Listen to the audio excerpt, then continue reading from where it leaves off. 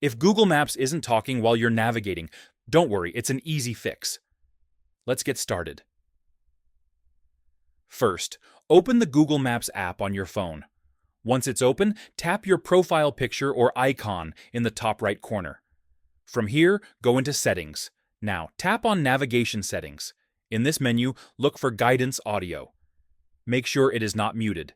Set the volume to normal or louder so you can clearly hear directions.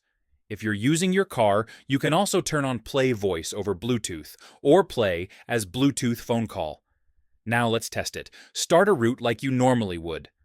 While navigation is running, look at the screen and find the speaker icon. If it shows muted, tap it once to unmute voice directions.